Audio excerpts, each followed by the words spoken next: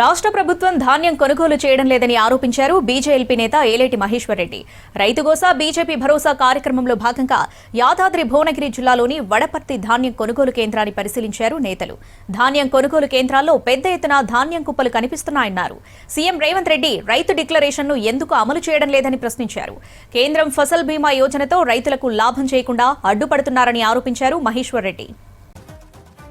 రైతులు పడుతున్నటువంటి బాధ తెలుసుకోవాలని, రైతులకు జరుగుతున్నటువంటి అన్యాయాన్ని తెలుసుకొని వారి పక్షాన్ని నిలబడి పోరాటం చేయాలని భారతీయ జనతా పార్టీ నిర్ణయించి పార్లమెంట్ సభ్యులు, శాసనసభ్యులు, శాసనమండలి సభ్యులు, రాష్ట్ర అధ్యక్షులు రామచంద్రరావు గారు ఆధ్వర్యంలో మరి నిన్న మొదలుపెట్టినటువంటి ఈ కార్యక్రమం పరిగి నుంచి బయలుదేరి నిన్న గజ్వెల్ చేరుకోవడం జరిగింది.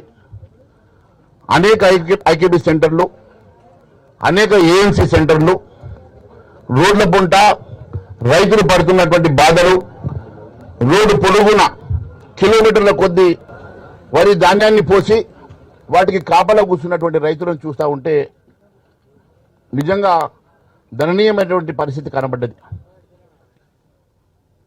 6 కాలాలు కష్టపడి పండించేటువంటి పంట దినము రాత్రి ఎండకు ఎండి, వానకు తడిసి, కరెంటు తీగలకు భయపడక, పాములకు భయపడక, తేళ్లకు భయపడక, కుటుంబాది పాలు పొలాన్ని నమ్ముకొని పండించినటువంటి పంట చివరికి అమ్ముకోవడానికి కూడా గోసపడే పరిస్థితి.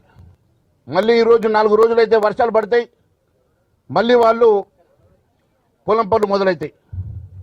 అటు పొలం పనులు దుక్కి చేసుకోవాలన్నా, ఇక్కడ ఈ కళ్ళల దగ్గర వాళ్ళు పడిగాపలు గాయాలన్నా అనే బాధతోటి ఈరోజు రైతు బాధపడతా ఉన్నాడు.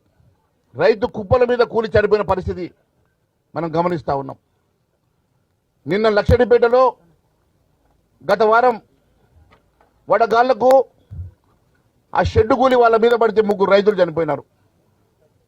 ఇప్పుడే ఆలేరు దగ్గర ఒక రైతు చనిపోయినాడు. ఇప్పుడే నాకు 5 నిమిషాల ముందు ఇన్ఫర్మేషన్ వచ్చింది.